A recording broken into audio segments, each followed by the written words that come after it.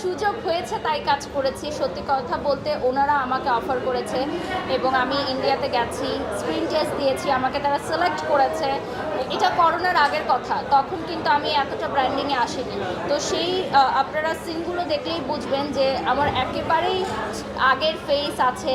তখন আমি ফেসে কোনো অ্যাস্থেটিক সার্জারিও করিনি, কোনো প্রকার ট্রান্সফরমেশনও নাই, একদম আমার র ফেসটাই আপনারা দেখতে পারবেন সিনেমাতে। তো আমার মনে হয় যে সেই সময় আমাকে যারা অফার করেছিল তাদের সাথে ডেফিনেটলি আমার কাজ করা উচিত। আর সিনেমা মানেই হচ্ছে বড় পর্দা এবং ভারতে কাজ করার অভিজ্ঞতা অনেক বেশি।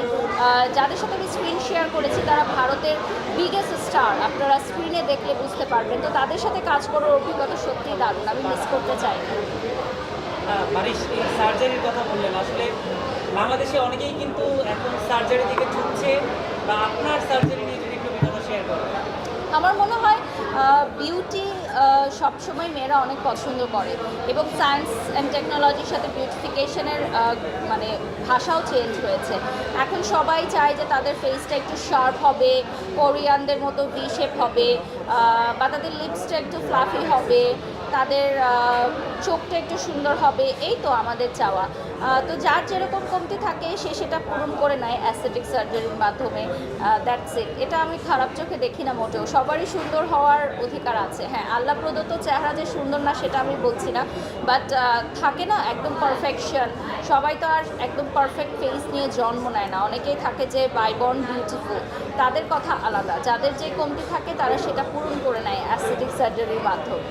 সম্প্রতি কিছু দেখেছি আমরা, সার্জারি করতে গিয়ে চেহারা এতটা মানে হিস্ট্রি হয়ে গেছে যে তারপর আর তারা সামনে আসতে পারেনি। তো সেই জায়গা থেকে আপনার চাওয়ার পাশাপাশি এটা নিয়ে ভয় কাজ করে কিনা যখন আপনি এই বিষয়টা নিয়ে? আমি বাংলাদেশে শুধুমাত্র একজন ডক্টরের কাছেই হাতেই কাজ করাই। ওনার কাছে আমাদের বাংলাদেশের টপ সুপারস্টাররা থেকে শুরু করে সবাই কাজ করান। সো আসলে অদক্ষ হাতে কোনো কিছু করলে সেটার তো একটা ফল পাওয়াই যায়।